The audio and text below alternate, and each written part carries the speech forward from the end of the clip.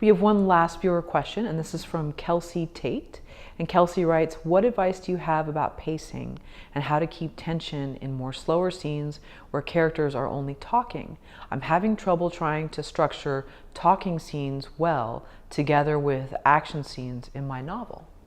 Well, I mean, honestly, the talking scenes, I think at that point it comes down to the performances. One of my favorite scenes in Danger One is actually a talking scene. It's not a funny scene, it has no action.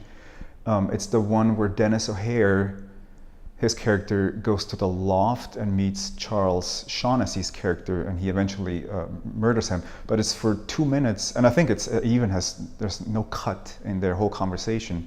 It's just a close-up of Dennis listening to Charles Shaughnessy talking to him from the background. But just because they were so connected, because they're both amazing actors, the tension really just came from watching their faces. Even though, as a matter of fact, one of them isn't even talking. Only one of them is talking. But the tension, and actually a lot of people say that is one of their favorite scenes in the movie too. And it's just two people standing there talking and listening.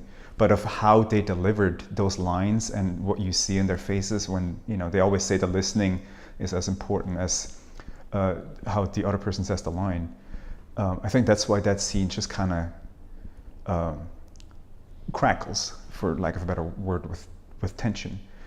Then as pacing, I guess that's what, as an editor, I kind of, like at this point, it's a little bit more of a subconscious thing. Like I'm really not, like I know when something doesn't feel like it's paced right.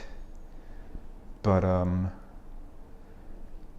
yeah, in film, I guess it's structure where, like, structure is important. Like you wanna make sure your real story gets going at a certain time. You don't have people sit around for too long.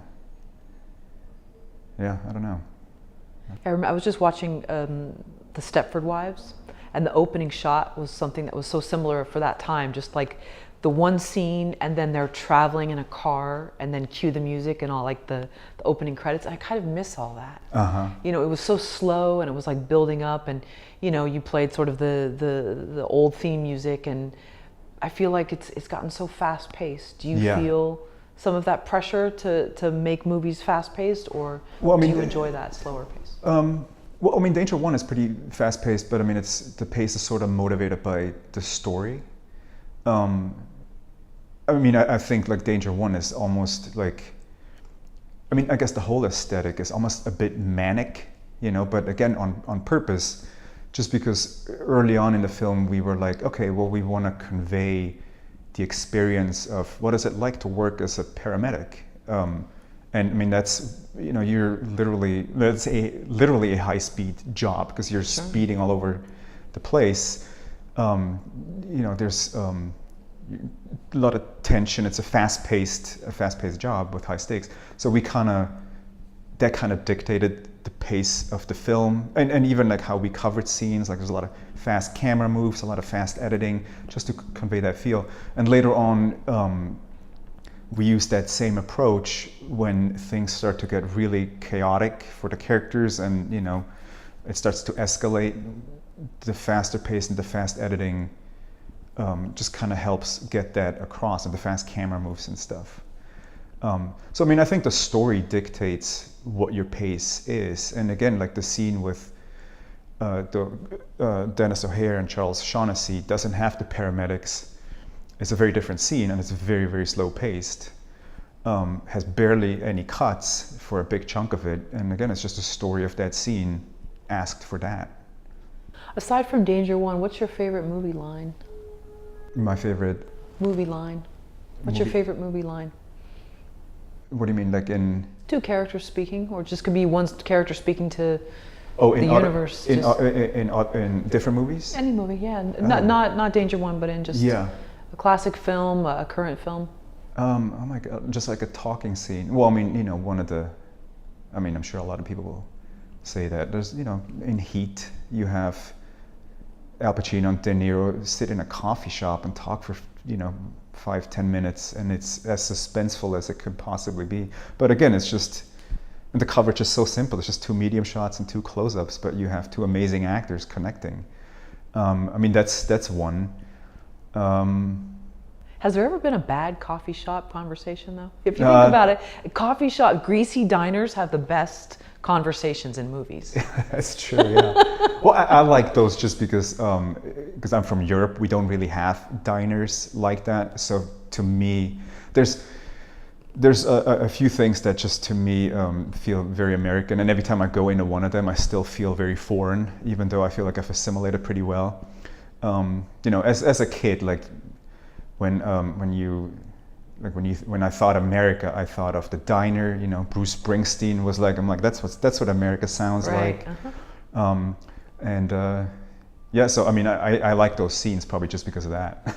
Sure. Yeah. Yeah, it's hard to find like a really good sort of greasy diner in LA too, because there is something very nostalgic about those scenes, and there's always an intense conversation where someone's whispering, and then the waitress comes by, and they have to stop and, okay, what'll it be? Yeah, you know, that's right. and then they wait for her, and you know, and there is something that's very intimate. Yeah. You know, because yeah. you kind of have the feeling of like, no one else is paying attention to me here, so I can have this intense conversation. Well, and even though those scenes on the surface look very simple, they're not easy to do. You know, for everyone, the actors, the editors. It's just because you're trying to keep people's attention in a scene where on the surface it doesn't seem like a lot happens, as opposed to, you know, something that's a little bit more animated and you know, active, where a lot of things happen plot-wise, you know. Yeah, they can be. I mean, for a while, I was worried about that scene before I shot it. I'm like, oh my God, this is like 5 pages of dialogue. Are people gonna like want to sit through this? You know, but then again, you just have to trust your actors. So there was something very appealing to that whole American experience for you? Still, yeah, yeah. I mean, I feel, just because I also haven't been in Switzerland for a while, I feel. Well, actually, let me take that back. Now, and not getting political, but now I feel a little bit more foreign than I did for the last 10 years. You know, just because in the news there's a lot of talk about people who are not from here, so you're just a little bit more self-aware. But other than that, I mean, I never had trouble, you know, assimilating in LA. It happened pretty quick. Yeah. Also helps that they teach you English in Switzerland. So like when you get off the plane, you can actually have a conversation. I just find it interesting that, you know, because if you've grown up I mean, LA doesn't really feel like that Americana sort of experience as much. Yeah. But to think that there's someone in another part of the world that looks at that, you know, the factory worker, you know, all the things that Bruce Springsteen and some of these movies that we're talking about with the greasy sort of diner and the sort of sad, resigned person, you know, drinking coffee at the, you know, in the background, just feeling that experience is calling to you. Whereas if you've grown up around it, you might see something else. You might see an Ingmar Bergman film and think, oh, I want to be there. Or, you know, I realize that's Swedish, but, you know, just something that's so exotic to me, you know. Yeah, I mean, you shape your view of what America is based off what you see on TV and in the movies, you know. I mean, before I came to LA, I knew LA because I liked Lethal Weapon, you know. Sure. It's also, and again, not to really go into that, but like, I mean, this is pretty current too, but like when you watch, I mean, Lethal Weapon's a good example because like when I watched something like Lethal Weapon, I was like, oh, that's what Americans look like. You know what I mean? Like you didn't, like I didn't feel that there's still certain like social tension until you actually come here and experience it. You know what I mean? We're like, yeah, I shouldn't even get into that. Sure. Class distinctions, things. I get it. Yeah. But I get it. I mean, I saw, let's say, the TV show Hunter, and I thought, oh wow, LA looks so cool. You know? Yeah. And I'm dating myself with that one, but you know, or I watched the movie. I think it was Gotcha with Anthony Edwards, and part of it takes place, I think, near UCLA. And so, as a kid, you see these things, and LA looks really cool, and I can see there's certain pulls that we have towards certain places by what we've watched. You know? Yeah, It's just yeah. interesting how that shapes you. Yeah. Well, and I mean, I still get that. Just like going to like San Francisco, and it's like, you know, there's like as a teenager, I loved The Rock. It was like one of my favorite action films. And like I only recently went to San Francisco. You still get excited when you're like, oh my God, look at that! I saw that in a movie.